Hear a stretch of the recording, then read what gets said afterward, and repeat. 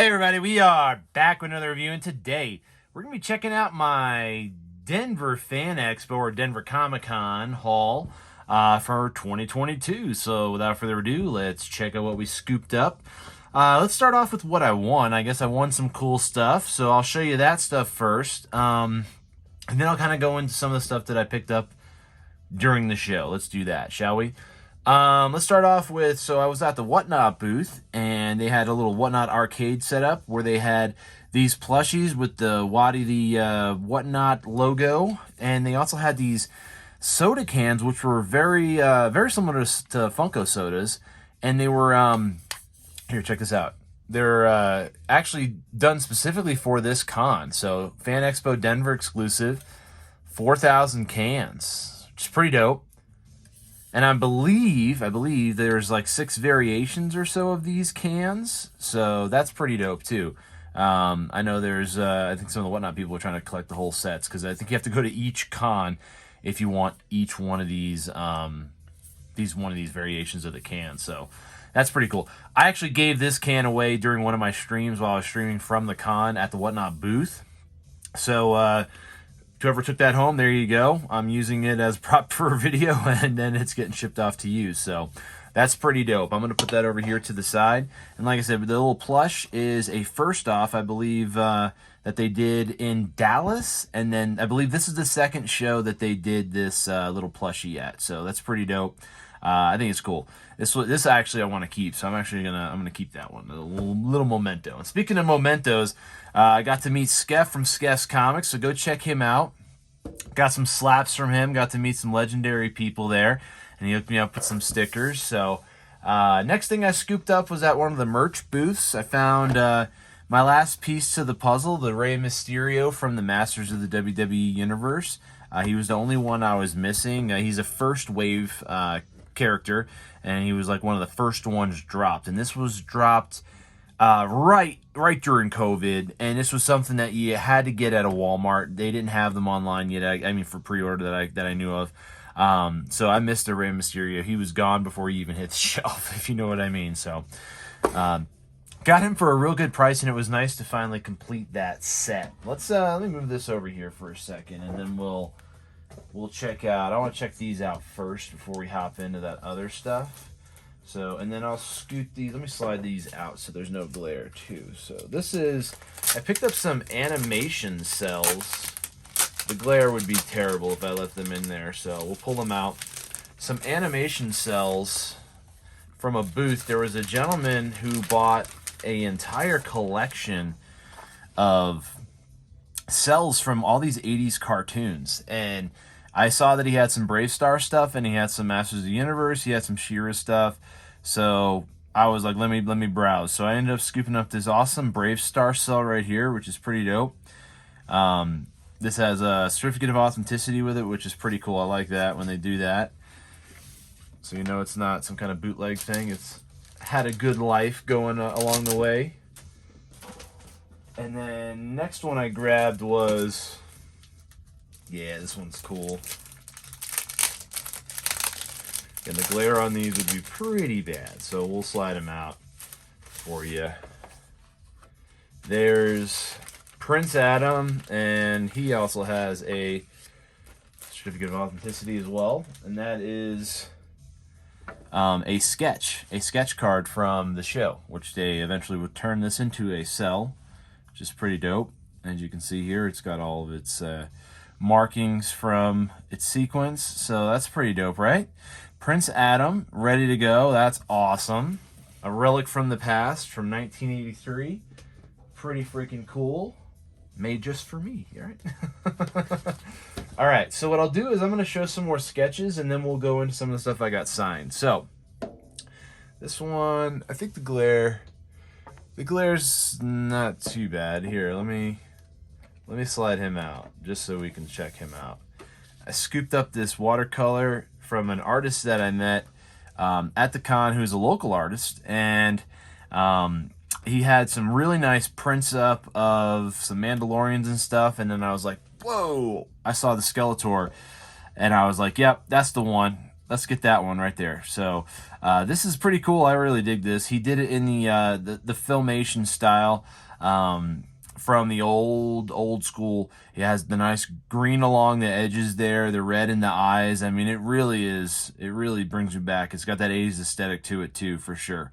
And I love this. This is really a great look and phenomenal print. This one is on fire, dude. Local dude, and he had. I wish I had his card here, else I would tell you exactly who he is. But it's either here nor there because I don't have it here with me. So let's check out my last print that I picked up, and this one's probably one of my faves. Let's see if I can get this all in frame here. It's an 11 by 17, but this is the Clint Eastwood zombie, which is pretty dope. I got to meet Arthur Soydam, and I have a certificate of authenticity for this as well because he did sign this. Let me pull that out. I'll show you guys that. What that looks like. So there's that. I got to meet him. He's the guy who does all the Marvel Zombies, Deceased, Walking Dead, Fear the Walking Dead. He does a lot of these covers for these series, and this was one print that he did for a Clint Eastwood comic book. And I guess he told me Clint Eastwood has this framed in his house, which was a variant cover for his first issue of his comic, which is pretty dope. And then he signed it here on the bottom for me, and then, I mean, this was on a banner. This one particular was on a banner, and it's what caught my eye, honestly. I saw a couple zombie things, but when I saw the Clint Eastwood one, I'm like, that is next level. Next level. Absolutely next level. Let's check out some stuff that I got signed from some of the people there. I had a list of people I wanted to see. Some people canceled, didn't even show up to the show. Some people did show up to the show, and they had a huge following, but the ones I did get signed are pretty dope. Let's check out this Breath of the Wild cover here. This one is autographed by Princess Zelda herself.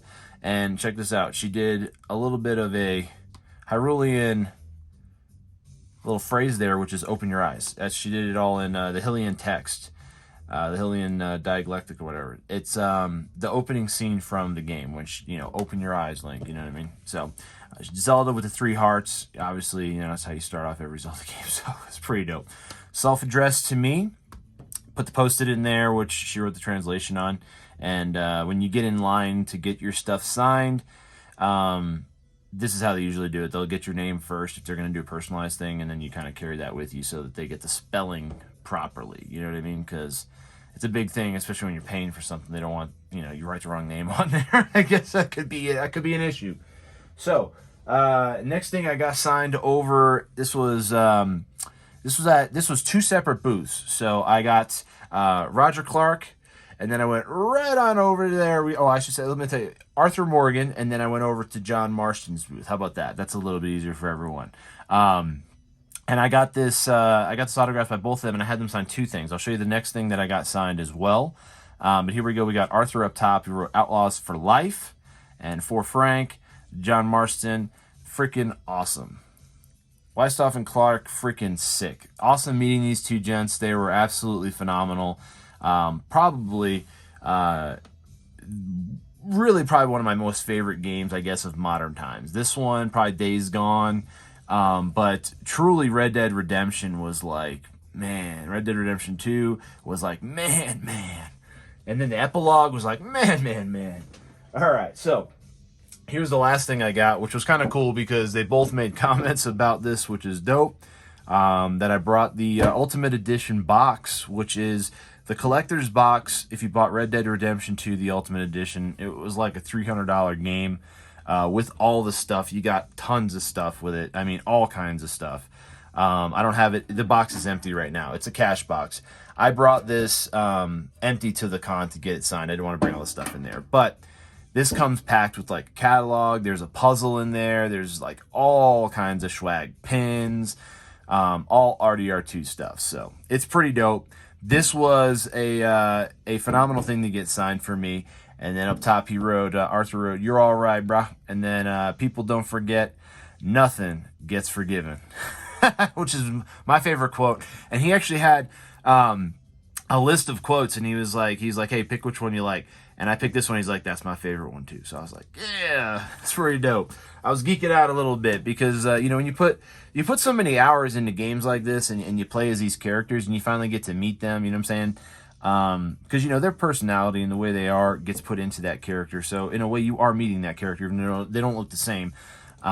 Being just a voice actor, it doesn't matter. It's that you're meeting the character. So being able to put that together and kind of come full circle with that almost becomes like the pinnacle of your collecting, or I guess fandom, if you would. So this was pretty dope to be able to get this signed. I put this in my Skeletor Loungefly backpack and lugged it on over there with a bunch of other stuff to get signed. Some stuff, like I said, I didn't get signed. I didn't want to wait in line for Elijah Wood.